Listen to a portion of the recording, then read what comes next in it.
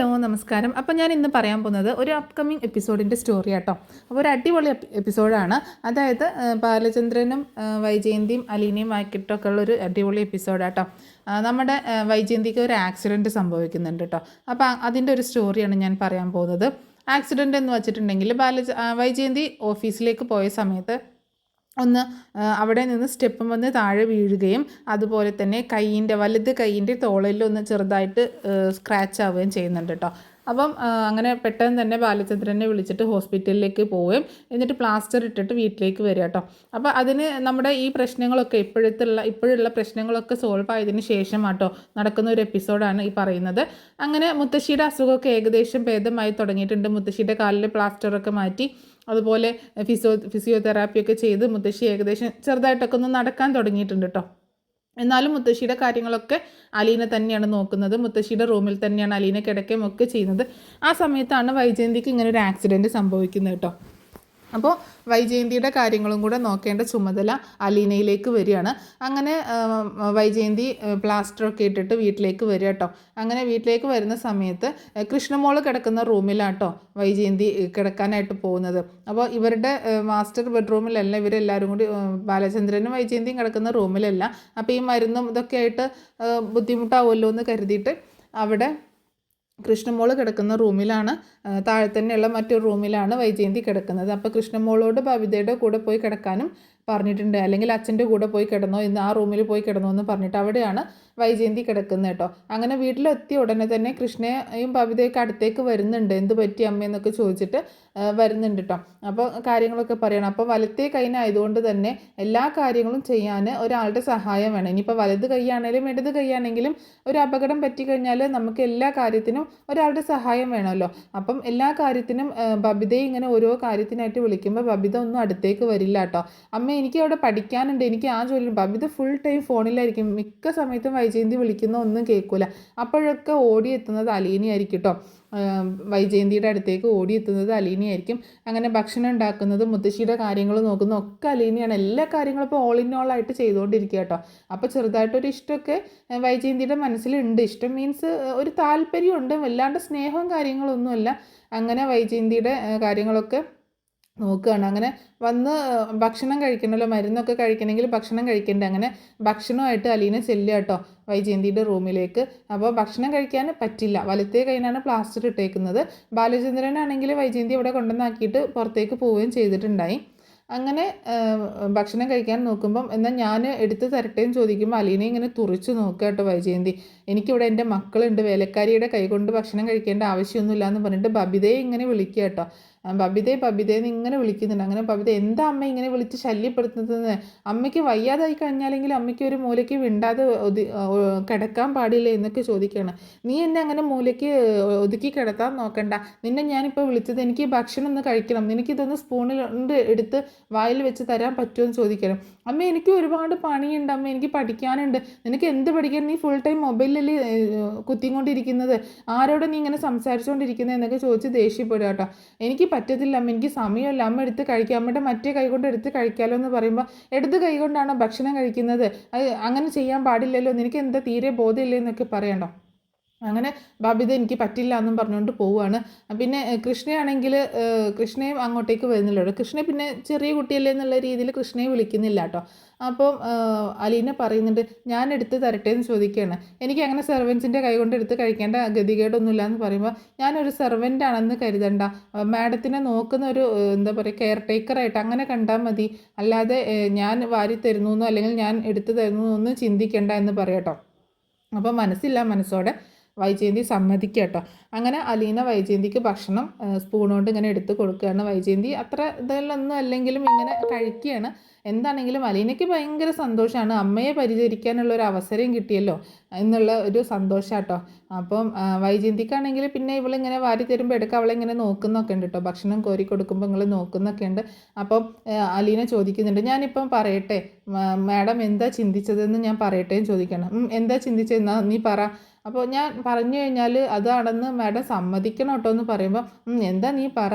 Madam ചിന്തിച്ചത് ബബിത മാഡത്തിൻ്റെ മകളാണ്, സ്വന്തം മകളാണ്. പക്ഷേ നമ്മൾ കുറച്ച് സ്നേഹവും പരിഗണനയും അതുപോലെയൊക്കെ കൊടുത്ത് വളർത്തിയാലേ അവർ നമ്മളോട് കെയറൊക്കെ ചെയ്യുള്ളൂ. അപ്പോൾ വൈജയന്തി ചീത്ത പറയാട്ടോ, ഞാനെന്താ എൻ്റെ മക്കളെ വളർത്തിയത് ശരിയല്ലെന്നാണോ നീ പറയുന്നത്? അങ്ങനെയല്ല മാഡം, അവരോട് എപ്പോഴും ഒച്ചപ്പാടും ബഹളവും ദേഷ്യവും ഒക്കെയാണ് കാണിക്കുന്നത്. അതുകൊണ്ടാണ് മാഡത്തിനൊരു ആവശ്യം വന്നിട്ട് പോലും അവർ തിരിഞ്ഞു നോക്കാത്തത് എന്ന് പറയാട്ടോ അലീന. അപ്പോൾ വൈജയന്തി ഇങ്ങനെ ഇങ്ങനെ ആലോചിച്ചുകൊണ്ടിരിക്കുകയാണ്. അപ്പോൾ അലീന പറയുന്നുണ്ട്, ആ സമയത്ത് എന്ത് കാര്യവും കുറച്ച് ക്ഷമയോട് കൂടിയിട്ട് പറയുകയാണെങ്കിൽ ഒരു പക്ഷേ അവർ ഇങ്ങനെ ആയിരിക്കില്ല പ്രതികരിക്കുക എന്ന് പറയട്ടോ. നീ എന്നെ കൂടുതൽ പഠിപ്പിക്കാനൊന്നും നിൽക്കണ്ട, എനിക്കറിയാം എങ്ങനെ എന്ന് പറയാം. നീ എന്താ പറയാൻ വന്നത് അത് പറയാമെന്ന് പറയട്ടോ. മാഡം ഇപ്പോൾ ചിന്തിച്ചത് ബബിതയുടെ സ്വഭാവം മാറിയിട്ട് ഇപ്പോൾ ഞാൻ ചെയ്യുന്നത് പോലെ എന്നെപ്പോലൊരു മോളായിരുന്നെങ്കിൽ എന്ന് ചിന്തിച്ചില്ലേ? ഓ പിന്നെ നിന്നെപ്പോലൊരു അനാഥയായ മോളാണെങ്കിലെന്ന് ഞാൻ ചിന്തിച്ചെന്നോ? നീ ഒന്ന് പോയ അവിടുന്ന്. നീ ഇപ്പോൾ എനിക്ക് ഭക്ഷണം വാരി തന്നോ എന്ന് വിചാരിച്ചിട്ട് നിന്നെ ഞാൻ എൻ്റെ മകളായിട്ട് അംഗീകരിക്കുക അല്ലാതെ ഈ വീട്ടിലൊരു അംഗമായിട്ട് കാണുക ഒന്നും ചെയ്യുന്നൊന്നുമില്ല. നീ വെറും അനാഥയാണ്, ഇവിടുത്തെ സെർവൻ്റ് എന്ന് പറഞ്ഞിട്ട് വൈജയന്തി അപ്പോഴും ദേഷ്യപ്പെട്ടുകൊണ്ടിരിക്കുകയാണ്. എന്നാലും സാരമില്ല, രണ്ട് ചീത്ത അങ്ങനെ പറയാനായിട്ടുണ്ടെങ്കിൽ മാഡം ഇങ്ങനെയൊക്കെ പറഞ്ഞല്ലോ, ചെറുതായിട്ട് മാഡത്തിൻ്റെ മനസ്സിൽ എന്തൊക്കെയോ ഒരു ഫീലിംഗ് ഉണ്ടെന്ന് എനിക്കറിയാം എന്ന് പറയണം. അപ്പോൾ വൈജയന്തി പറയുന്നുണ്ട്, മതി എനിക്ക് വയറ് നിറഞ്ഞു എന്ന് പറയട്ടെ. പറ്റില്ല, ഇത് മുഴുവനും കുടിക്കണം എന്ന് പറഞ്ഞിട്ട് വീണ്ടും കഞ്ഞി എടുത്ത് കൊടുക്കുക കേട്ടോ. അങ്ങനെ ഭക്ഷണം കഴിച്ചിട്ട് മരുന്നൊക്കെ കൊടുത്ത് കയ്യും വായൊക്കെ ഒന്ന് തുടച്ചെടുത്തിട്ടാണ് അലീന പോകുന്നത്. അപ്പോൾ വൈജയന്തിക്കാണെങ്കിലും ഫുൾ ബോറടിയാണ് കേട്ടോ. ആ റൂമിൽ ഇങ്ങനെ ഇരിക്കേണ്ടതെന്ന് ഓർത്തിട്ട് വൈജയന്തിയോട് അലീന ചോദിക്കുന്നുണ്ട്, മാഡത്തിന് ബോറടിക്കാതിരിക്കാൻ എൻ്റെ കയ്യിൽ 2-3 ബുക്സ് ഉണ്ട്, ഞാൻ കൊണ്ടുവന്ന് തരട്ടെ എന്ന് ചോദിക്കുക കേട്ടോ. അപ്പോൾ വൈജയന്തി പറയുന്നുണ്ട്, ഇവിടെ ഇഷ്ടംപോലെ ബുക്സ് ഉണ്ട്, പക്ഷേ എല്ലാം ഞാൻ വായിച്ചതാണ്.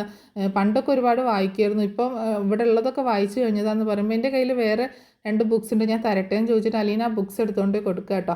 അപ്പോൾ അത് കണ്ടപ്പോൾ വൈജയന്തിക്ക് ഭയങ്കര ഒരു നൊസ്റ്റാൾജിക് ഫീലാണ്. ഇത് ഞാൻ പണ്ട് കോളേജിൽ പഠിക്കുന്ന സമയത്തൊക്കെ വായിച്ച ബുക്സാന്ന് പറയുമ്പോൾ ഇത് നിനക്ക് എവിടെ നിന്ന് കിട്ടിയെന്ന് ചോദിക്കാം കേട്ടോ. ഇത് മമ്മി തന്ന ബുക്സാണ്, മമ്മിയുടെ കയ്യിലുണ്ടായിരുന്നതാണ്. ഇടയ്ക്ക് ഞാൻ എടുത്ത് വായിക്കും, നല്ല ചിന്തകളും നല്ല തോട്ട്സൊക്കെയാണ് ഇതിൽ.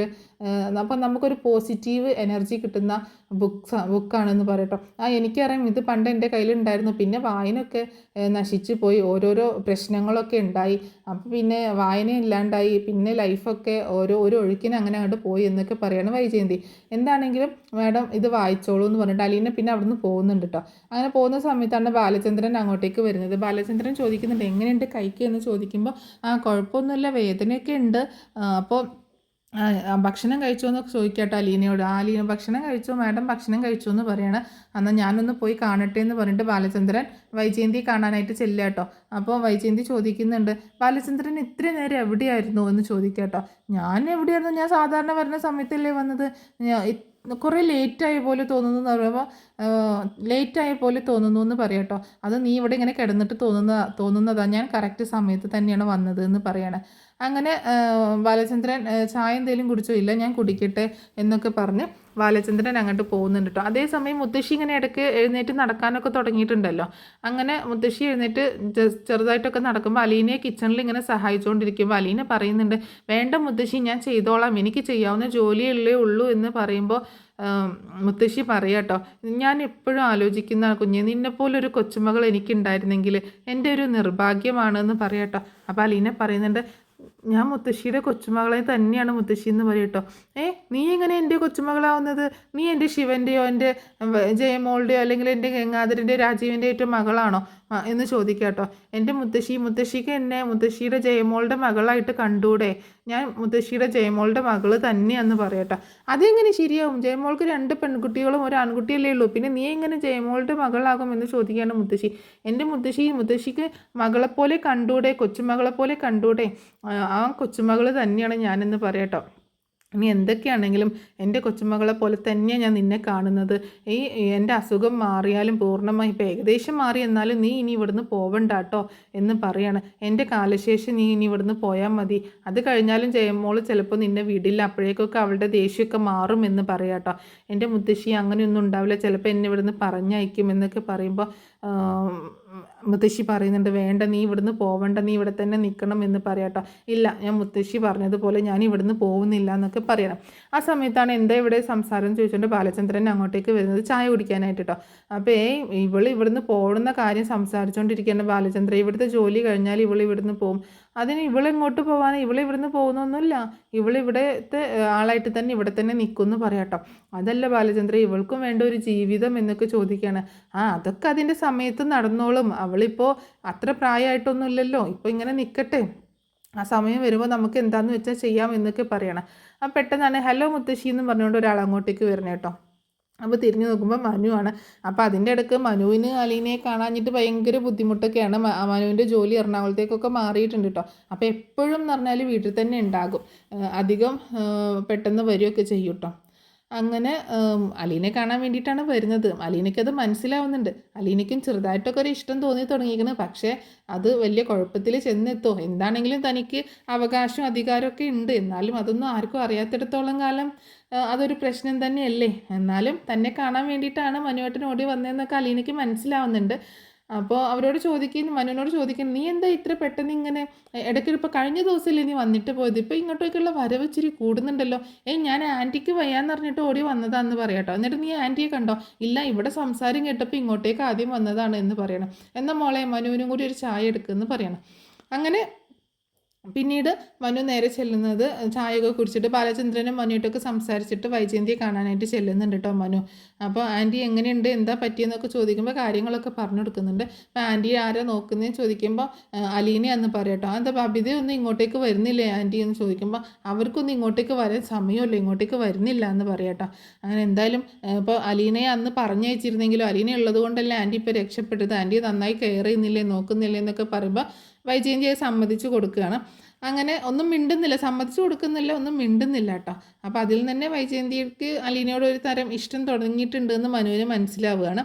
പിന്നീട് മനു അവിടുന്ന് പോകുന്നുണ്ട്. അലീനയോട് എങ്ങനെയെങ്കിലും ഇച്ചിരി സംസാരിക്കണം എന്ന് വിചാരിച്ചാൽ വന്നത്. പക്ഷേ എല്ലാവരും ഉള്ളതുകൊണ്ട് അങ്ങനെ സംസാരിക്കാനൊന്നും സമയം കിട്ടുന്നില്ല. അങ്ങനെ പെട്ടെന്ന് പോകുന്നുണ്ട്. പിന്നെ രാത്രിയൊക്കെ ആയപ്പോൾ എല്ലാവരും ഭക്ഷണമൊക്കെ കഴിച്ച് അലീന വൈജയന്തിക്കുള്ള ഭക്ഷണമൊക്കെ കൊണ്ടുപോയി കൊടുത്ത് മരുന്നൊക്കെ കൊടുക്കുന്നുണ്ട് കേട്ടോ. അപ്പോൾ ചോദിക്കുന്നുണ്ട്, മേഡം ബുക്സ് വായിച്ചോ എന്ന് ചോദിക്കുമ്പോൾ ഞാൻ എൻ്റെ കുറച്ച് വായിച്ചിട്ടുള്ളൂ, പിന്നെ എനിക്ക് ഉറക്കം വന്നു, അപ്പോൾ ഞാനത് എടുത്തു വെച്ചു എന്ന് പറയണം. അപ്പോൾ കുറച്ച് റിലാക്സേഷനൊക്കെ നല്ല കിട്ടുന്നുണ്ട് എന്നൊക്കെ പറയാം കേട്ടോ. അങ്ങനെ പിന്നീട് ഭക്ഷണമൊക്കെ കൊടുത്ത് കൈയും വായും കഴുകിച്ച് മരുന്നൊക്കെ കൊടുത്തിട്ട് അലീന എന്നാൽ ഞാൻ പോയി കിടന്നോട്ടും ചോദിക്കുക കേട്ടോ. അപ്പം എന്നാൽ ശരി എന്ന് പറഞ്ഞിട്ട് അലീന പോകുന്നുണ്ട്. ആ സമയത്ത് ബാലചന്ദ്രൻ അങ്ങോട്ടേക്ക് വന്നിട്ട് നീ എന്നാൽ കിടന്നോ, ഞാൻ പോയി കിടക്കട്ടെ എന്ന് പറയട്ടെ. അപ്പോൾ ബാലചന്ദ്രൻ അപ്പുറത്തെ റൂമിൽ കിടക്കാനായിട്ട് പോവാണ്. അപ്പോൾ ചോദിക്കുന്നുണ്ട്, ബാലചന്ദ്രൻ എന്തിനാ അവിടെ പോയി കിടക്കുന്നത്, ഇവിടെ കിടന്നൂടെ, ഞാൻ ഇവിടെ തനിച്ചല്ലേന്ന് ചോദിക്കട്ടോ. ഇവിടെ ഇനി കിടക്കുമ്പോൾ നിനക്ക് ബുദ്ധിമുട്ടായെങ്കിലോ എന്ന് ഓർത്താണ്. എനിക്കൊരു ബുദ്ധിമുട്ടില്ല ബാലചന്ദ്രൻ, ഇവിടെ തന്നെ കിടന്നാൽ മതി, കൃഷ്ണമോൾ അപ്പുറത്ത് കിടന്നോട്ടെ എന്ന് പറഞ്ഞിട്ട് അങ്ങനെ ബാലചന്ദ്രനെ അവിടെ കിടക്കാനായിട്ട് നിർബന്ധിക്കുകയാണ്, റൂമിൽ തന്നെ കിടക്കാനായിട്ട്. കാരണം വൈജയന്തിക്ക് പേടിയാവില്ലോ എന്നുള്ള ഓർത്തിട്ട്.